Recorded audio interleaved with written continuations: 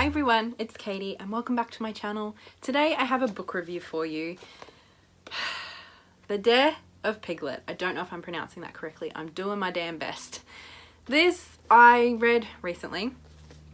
I've been wanting to read it for a very long time and I'm not going to say I hated it, but I really was disappointed by it, I suppose is the best way of saying it. I did kind of do a very brief post on Instagram and it kind of got a little bit of discussion going. Some people were messaging me, asking me to kind of elaborate a little bit more. Haven't done a book review in a while, so I thought, why not have a bit of a chat about this book? So this is by Benjamin Hoff, and I did read the Tao of Pooh, which was kind of the predecessor of this one.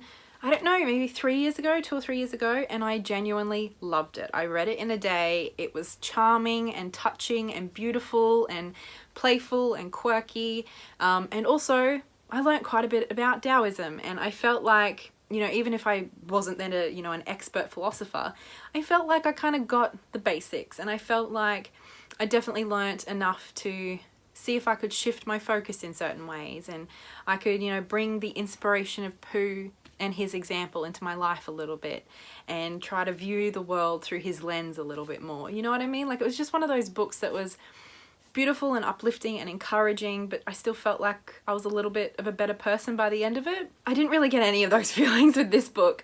I thought it would really be similar. I thought it would feel similar, except obviously exploring Te with Piglet instead of Tao with Pooh. But instead, ultimately, yeah, I was really, really disappointed. But before I get into it, I will say that this book actually has quite good reviews as far as averages are concerned. So there's plenty of people who around the world and on the internet who actually quite enjoyed it. There's people that I like and respect who didn't have the same reaction to it as I did. So, my opinion and my experience isn't, fact. This is my review and I wanted to share my thoughts with you. So I'll start by saying that the Te of Piglet is actually quite a bit thicker than the Tao of Pooh. I'd say there's probably, it's a bit of a smaller book, so I can't compare directly, but I'd say there's like an extra 50, maybe even 80 pages or something in this book. So it's quite a bit longer of a read. And ultimately, I kind of feel like maybe if the editor had chopped out half of this book, I would have not been so disappointed. Basically, I felt like there was a lot of stuff in here that didn't make sense to be in here, and just really was quite off-putting in the end, I suppose. Basically, I think if I had to sum up why I was so disappointed, it would be because the Tao of Pooh was so good, but also because I don't think the Te of Piglet really makes sense for most of what's in this book. The Tao of Pooh really kind of explored Taoism and used Pooh as a beautiful example to kind of bring like a playfulness into the whole lesson of Taoism, but also to bring, some of this big language philosophy examples. He also did, quote some traditional Taoists to kind of bring those examples back down to make them more approachable, make them easily understood. Whereas this, there was a little bit of that. There was a little bit of exploration of Taoism. I suppose there was a decent amount of, talk about Taoism, but there was very little of Piglet. I did not feel like he tied his discussion back to Piglet very well at all, not in the same way he did with Pooh at all. In fact, it didn't really feel like a Piglet book. There were several chapters actually dedicated to other characters from the Winnie the Pooh series, and I feel like that's kind of where it really took a downward turn for me. The first chapter or so, I don't think I was pulled in, compelled as much as I was with the Tao of Pooh, but I wasn't not enjoying it. But where it really took a turn for me was around page 50, which was the chapter The Eeyore Effect. Benjamin Hoffman really doesn't like Eeyore, and he makes that really clear. Throughout the book, he's really condescending and quite mean to poor old Eeyore in the way he talks about him. I have actually never read Winnie the Pooh or watched any of the shows. My only experience of Winnie the Pooh really is just in general pop culture and the Tao of Pooh. But I still really enjoyed the Tao of Pooh without knowing a lot about the characters. But he really does not like Eeyore. This chapter, it starts off kind of talking about Eeyore and why Eeyore is not a great character for us to try to emulate, why his characteristics and his view on the world is not something we want to encourage in ourselves. Which, is fine. I don't know a lot about Eeyore personally, so if, you know, that's his perspective, that's fine. That was interesting enough, I suppose. But it very quickly turned into something else, and that was a discussion of the Eeyores of the world, which was basically people who just complain about everything without offering any solution for the sake of complaining and being upset about things. Which was ironic, because that lasted for not very long before Hoff decided to do exactly that by complaining about the state of the world and everything that's wrong with it and the people in the West and society. It just felt like a rant. It felt like a big rant from a very grumpy old man. And there was lots of things that he didn't like. Everything from technology to radiation and kids playing computer games. I was really starting to develop a distaste for this book, but where it kind of cemented for me was when he started talking about feminism. And he obviously has a big problem with feminism. And he goes on to describe feminists as Amazon Eeyores, which I think is supposed to be referencing, like, you know, like that Xena archetype of like the big, strong Amazonian woman, which sounds a little problematic to me to begin with. But then he just kind of talks, I think there's like 5 or 6 pages of him literally complaining about feminism and how feminism is ruining the world. And he says that these Eeyore Amazons or Amazon Eeyores call themselves feminists, even though they seem to hate the feminine. He's very interested in this duality of masculinity and femininity, and he seems to think that the world needs more femininity in order to balance out the masculine. But his argument is that feminists have become hypermasculine. Rather than trying to push forward the feminine agenda, they've become hypermasculine, which I don't really agree with. I think a lot of us feminists, the point isn't to, you know, bring femininity back into the world. It's to deconstruct a lot of that binary language and the stereotypes and the expectations that go along with those two things. As far as my feminism's concerned, he just showed a total lack of understanding of feminism. But then he just kind of kept going. Like it's 5 or 6 pages of why feminism is shit, which just seems, one, I disagree with, but that's fine. But just seemed really out of place in here. I didn't understand what the point was, other than him wanting to be on a soapbox and complain about stuff. In particular, he seems to have a big problem with a lot of feminists pushing for gender neutral language. I'm all for gender neutral language. I don't I don't know, maybe it's showing the age of the book. This was written in 1992, but he's just really concerned with feminists ruining the English language and how, you know, how terrible neutral pronouns are. He says, for example, the Amazons want to eliminate what they call masculine, he says neutral, nouns and pronouns and adjectives from the English language because, they say, these words are demeaning to women. Then they substitute words that are demeaning to everyone. First they made us change chairman to chairperson, which meant the same thing as chairman, only it was harder to say, longer to write, and just a bit silly. After a while, recognising that chairperson was indeed rather awkward and stupid, they made us change it to chair. You know what a chair is? It's a thing. You sit on it. So now plain English has been turned into patronising lawyer politicianese. I obviously, as I said, I disagree with that viewpoint, but more than that, why is it in this book, I suppose, I'm just kind of a little confounded. He also hates computers and microwaves. He especially has a problem with children using computers and learning how to use computers in schools. So really what he sounds like to me is just a grouchy old dude who's a bit upset with the world changing. And because he spent so much time getting angry about everything and the state of the world, there really only felt like Piglet was central to 1 or 2 chapters. He spent a lot more time talking about the Eeyores of the world and also what's wrong with Tigger than he did about Piglet. And so I suppose that's why I'm left wondering what the Te of Piglet is. I'm still not even super clear on Te, to be perfectly honest. Like, I understand that it has something to do with being small, I think it's humility, modesty, and virtue. But after I read the Tao of Pooh, I really felt like I understood that feeling and that perspective, and the aim of Tao. You know, I'm not putting myself up as an expert, but do you know what I mean? Like, I felt like I had a good sense. And I also understood how Pooh represented that. I understood the connection. I didn't have that with this at all. There was very little of Piglet, And I also felt the way that he tied the stories, like obviously he uses examples from the Pooh stories. I don't feel like he tied those all well together. You know, his own opinions, referencing and quoting other Taoists, and then the Pooh stories. In the Tao of Pooh felt very seamless, and they all felt like they complemented one another.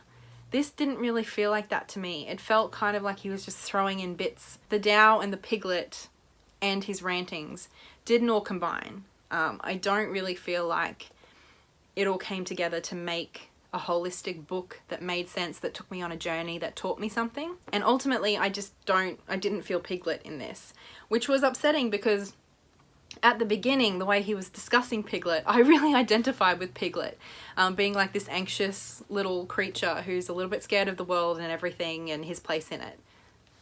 That sounds a little bit like me. So I was very much looking forward to learning about what this cute little creature could teach me. He spoke a lot more about the other characters than he did Piglet, I felt like.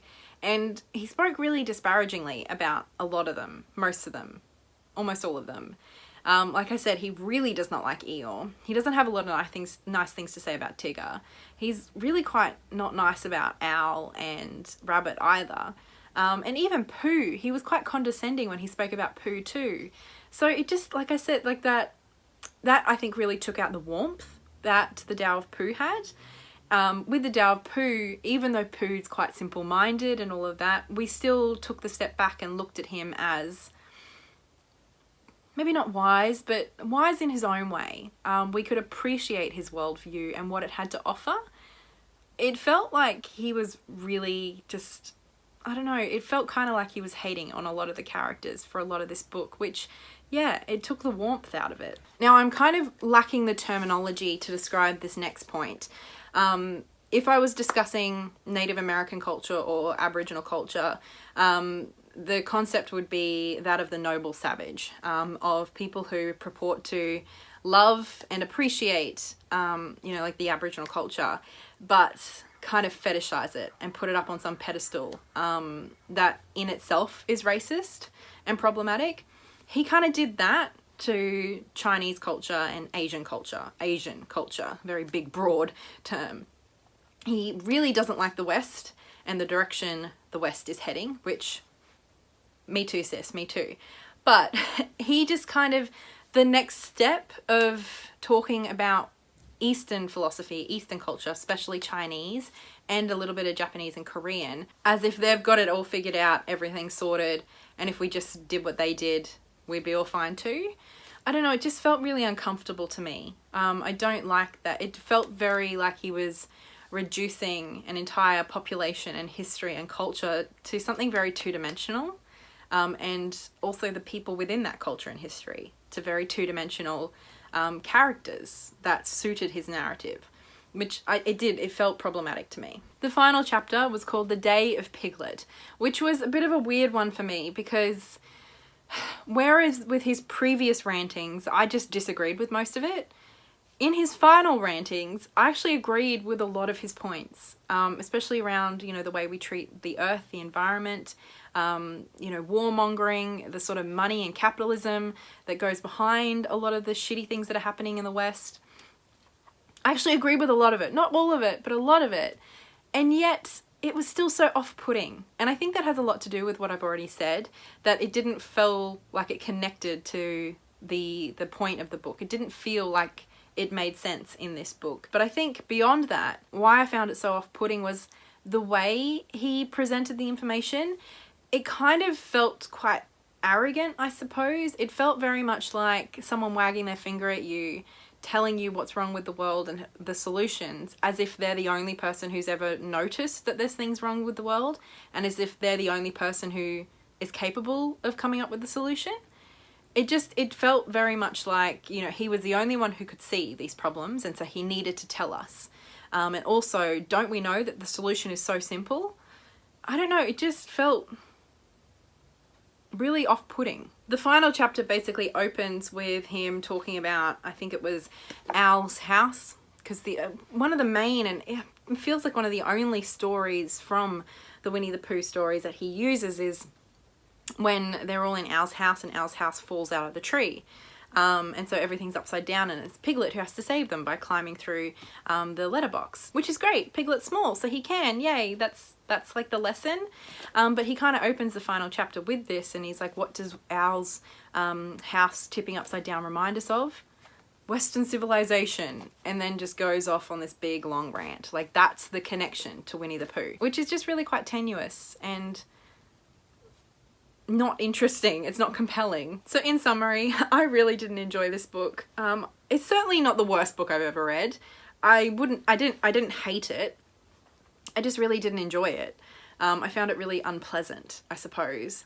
I was about 150 pages in, so about halfway, when I just really was over it and just wanted to put it down. But I suppose my fondness for the Tao of Pooh and my memory of how much I enjoyed that kind of kept me hanging on, waiting for it to get better, waiting for it to kind of get to that same place as the Tao of Pooh. And also, I suppose I had a bit of FOMO. I thought maybe I'd miss the good bit. Finally, he'd get there and I'd miss out, and then I'd complain about the book and everyone would be like, but didn't you read that thing on page 200? So I did keep going, partially because it's such a small book and it's easy to read. But if it was a bigger book, I really think I would have stopped. It just didn't achieve the objective. I didn't really feel like I learnt a lot about Te. I certainly didn't feel like I learnt about how that relates to Piglet and the lessons of Piglet. And instead, I just learnt a lot about his opinions on the world and the world changing around him, and that he's very unhappy about a lot of it. I'm not saying this is the worst book in the world. I'm not saying I hate it even. Just that I was really disappointed, that it was lacking almost all of the charm and warmth that I found in the Tao of Pooh. It's really lacking a lot of Piglet, I felt. Especially the meaning, the message of Piglet, the lessons of what we can learn from Piglet. It was lacking a lot of that. It was really lacking the continuity or the connection between Taoism, Piglet, and, you know, his explanation of those things. It just didn't feel like it came together. And ultimately, I felt like I learned a lot more about what Benjamin Hoff thinks is wrong with the world than I did about Taoism. And certainly than I did about what Piglet has to teach me about Taoism. So I said on Instagram that this was my least favourite book that I've read so far this year, and that's true. It sounds pretty harsh, but to be fair, I have read some amazing books this year. In fact, 2 or 3 of the books that I've read this year have become some of my favourites of all time. Like, I've been very lucky in how great the books I've been reading are. And also, the Tao of Pooh was one of those books that I just adored. So perhaps, by comparison, the Te of Piglet has really suffered. But yeah, my experience of this book was just really unpleasant and disappointing. So I would love to hear what you thought of this book if you have read it in the comments below. I know some people who I really respect and like didn't have the same aversion to it as I have had. And yeah, we all experience books differently, but this has been mine. So I'd love to hear yours, and I will talk to you again soon. So much love. Bye.